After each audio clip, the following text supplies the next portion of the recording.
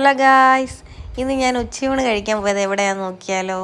ഇന്ന് ഞങ്ങൾ മാമലക്കണ്ടത്ത് പോയിട്ടുണ്ടായിരുന്നു. അവിടെ നിന്ന് തിരിച്ചു വരുന്ന വഴിയിൽ ജംഗിൾ ഫീസ്റ്റ് എന്ന് പറയുന്ന ഒരു റെസ്റ്റോറൻറ്റിൽ കയറി. ഒരു പുതിയ റെസ്റ്റോറൻറ്റാണ് കേട്ടോ, ഒരു 1 വീക്കായിട്ടുള്ളത് സ്റ്റാർട്ട് ചെയ്തിട്ട്. അതിൻ്റെ ഇൻറ്റീരിയറൊക്കെ നല്ല സൂപ്പറായിരുന്നു ഗൈസ്. ഇപ്പോൾ അവരെന്തോടെ ചുള്ളിക്കമ്പൊക്കെ വെച്ചിട്ട് ഈ ക്യൂബിക്കിൾസ് ആക്കിയിട്ട് ക്യാബിനാക്കിയിട്ടാണെന്നു ഫുഡ് കഴിക്കാനായിട്ടുള്ള അവരുടെ അറേഞ്ച്മെൻറ്റൊക്കെ.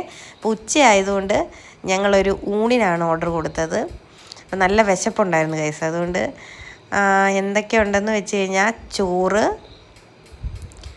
സാമ്പാർ, മീൻകറി, അവിയൽ, തോരൻ.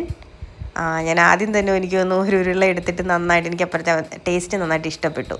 ശരിക്കും പറഞ്ഞാൽ അത് കഴിഞ്ഞപ്പോഴാണ് ഞാൻ എല്ലാം കൂടെ ഇളക്കി ഒരു ഉരുണ്ട എടുത്ത് നിങ്ങളെ കാണിക്കണമെന്ന്.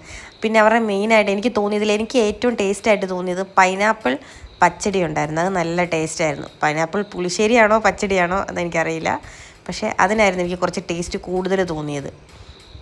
അപ്പം ഞാൻ ഞാൻ ആദ്യം കറി എന്തൊക്കെയാണെന്ന് ഒന്നും കൂടെ നോക്കുമായിരുന്നു. വിശപ്പിൻ്റെ ഇതുകൊണ്ട് ഞാൻ ആദ്യം തന്നെ അതങ്ങ് പെട്ടെന്ന് തന്നെ എടുത്ത് കഴിച്ചു.